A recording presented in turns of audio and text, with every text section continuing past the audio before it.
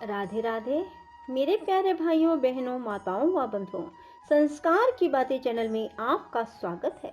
बंधुओं, आज माघ मास सोमवार के दिन मैं आपको सुना रही हूँ भगवान शिव शंकर भोलेनाथ की कथा। बंधुओं, माघ मास में जैसे भगवान कृष्ण की पूजा अर्चना की जाती है, वैसे ही भगवान शिव शंकर भोलेनाथ की पूजा का भी विशेष महत्व बताया गया है। बंधुओं, माघ मास में जो भगवान शिव शंकर को ध्यान लेते हैं, भगवान शिव उनकी हर मनोकामना शीघ्र पूरी कर देते हैं। बंधुओं, पूर्ण विश्वास के साथ माघ मास में सोमवार के दिन भगवान शिव की इस कथा को सुने। बंधुओं, यदि आपने YouTube चैनल संस्कार की बातें अब तक सब्सक्राइब नहीं किया तो जरूर करें और बेल आइकन दबाना ना भूलें, ताकि आपको हमारी आने वाली सभी वीडियोस की जानकारी सबसे पहले हो सके। बोलो शिव शंकर भोलेनाथ की जय। बंधुओं, कहा जाता है कि तपस्या करने वाले के लिए जप का उपदेश किया गया है, क्योंकि वह जप करते करते अपने आप को सर्वथा शुद्ध कर लेता है। ब्राह्मणों, पहले नमः पद हो, उसके बाद चतुर्थी विभक्ति में शिव शब्द हो तो पंच तत्व आत्मक नमः शिवाय मंत्र होता है। इसे शिव पंच अक्षर कहते हैं। यह स्थूल प्रणव रूप है। इस पंच अक्षर के जप से ही मनुष्य संपूर्ण सिद्धियों को प्राप्त कर लेता है। पंच अक्षर मंत्र के आदि में ओमकार लगाकर ही सदा उसका जप करना चाहिए। गुरु के मुख से पंच अक्षर मंत्र का उपदेश पाकर जहाँ सुख पूर्वक निवास किया जा सके, ऐसी उत्तम भूमि पर महीने के पूर्व पक्ष अर्थात शुक्ल पक्ष में प्रतिपदा से आरंभ करके कृष्ण पक्ष की चतुर्दशी तक निरंतर जप करता रहे। माघ और भादों के महीने में अपना विशिष्ट महत्व रखते हैं। यह समय सब समयों से उत्तम माना गया है। साधक को चाहिए वह प्रतिदिन एक बार परिमित भोजन करे, मौन रहे, इंद्रियों को वश में रखे, अपने स्वामी अपने माता पिता की नित्य सेवा करे। इस नियम से रहकर जप करने वाला पुरुष एक सहस्त्र जप से ही शुद्ध हो जाता है, अन्यथा वह ऋणी होता है। भगवान शिव का निरंतर चिंतन करते हुए पंच अक्षर मंत्र का 5 लाख जप करे। जप काल में इस प्रकार ध्यान करे, कल्याण दाता भगवान शिव कमल के आसन पर विराजमान है। उनका मस्तक श्री गंगा जी तथा चंद्रमा की कला से सुशोभित है। उनकी बाईं जांघ पर आदि शक्ति भगवती उमा बैठी हैं। वहां खड़े हुए बड़े बड़े गण भगवान शिव की शोभा बढ़ा रहे हैं। महादेव जी अपने 4 हाथों में मृग मुद्रा, टंक तथा वर एवं अभय की मुद्राएं धारण किए हुए हैं।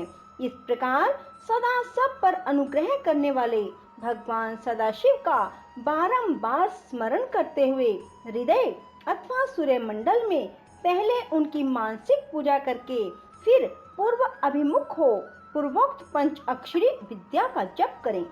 उन दिनों साधक सदा शुद्ध कर्म ही करे। जप की समाप्ति के दिन कृष्ण पक्ष की चतुर्दशी को प्रातःकाल नित्य कर्म करके शुद्ध एवं सुंदर स्थान में शौच, संतोष आदि नियमों से युक्त हो शुद्ध हृदय से पंच अक्षर मंत्र का 12 सहस्त्र जप करे। इसके बाद 5 सपत्नीक ब्राह्मणों का जो श्रेष्ठ एवं शिव भगत हो वरण करें। इनके अतिरिक्त एक श्रेष्ठ आचार्य प्रवर का भी वरण करें और उसे साम सदाशिव का स्वरूप समझे।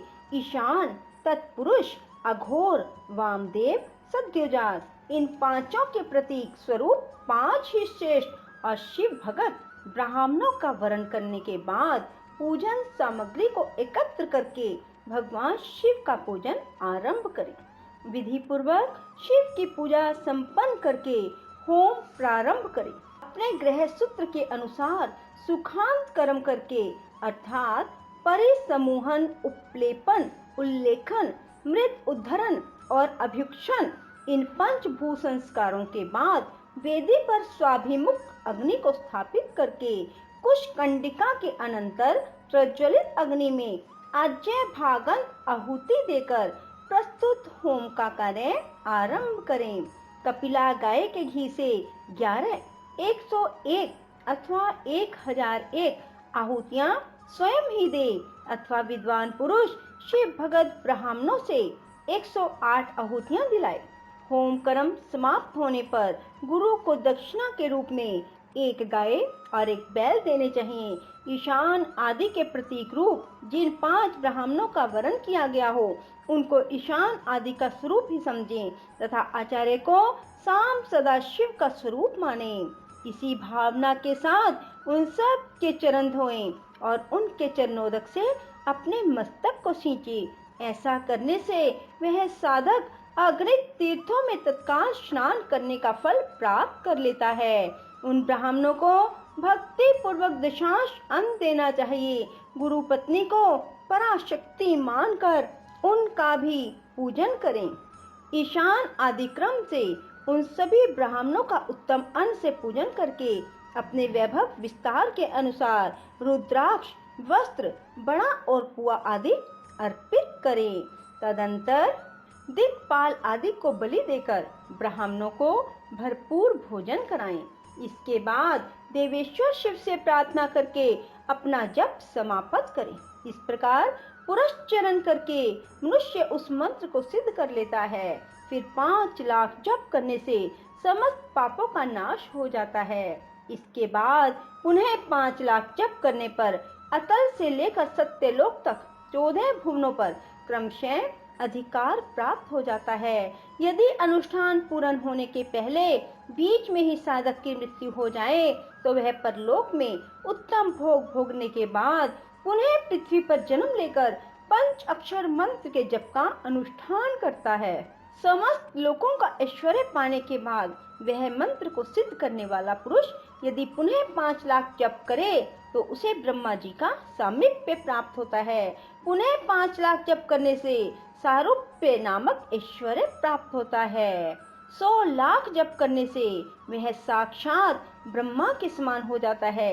इस तरह कार्य ब्रह्म का सायुज्य प्राप्त करके वह उस ब्रह्मा का प्रलय होने तक उस लोक में यथेष्ट भोग भोगता है। फिर दूसरे कल्प का आरंभ होने पर वह ब्रह्मा जी का पुत्र होता है। उस समय फिर तपस्या करके दिव्य तेज से प्रकाशित हो वह क्रमशः मुक्त हो जाता है। पृथ्वी आदि कार्य स्वरूप भूतों द्वारा पाताल से लेकर सत्यलोक पर्यंत ब्रह्मा जी के 14 लोक क्रमशः निर्मित हुए हैं। सत्यलोक से ऊपर क्षमा लोक तक जो 14 भुवन हैं वे भगवान विष्णु के लोक हैं। क्षमा लोक से ऊपर शुचि लोक पर्यंत 28 भुवन स्थित हैं।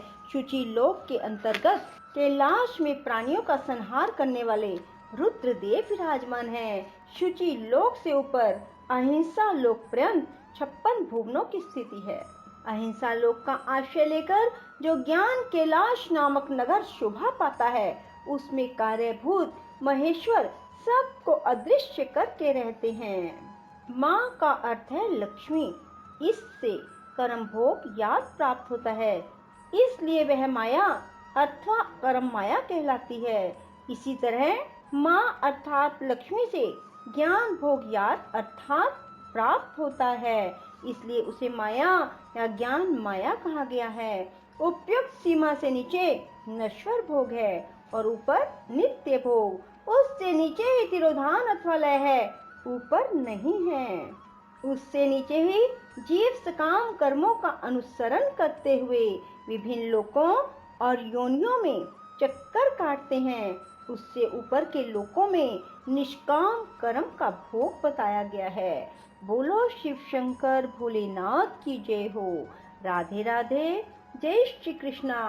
बंधुओं, यदि आपको हमारी वीडियो पसंद आए तो इसे लाइक करें और शेयर भी जरूर करें। धन्यवाद।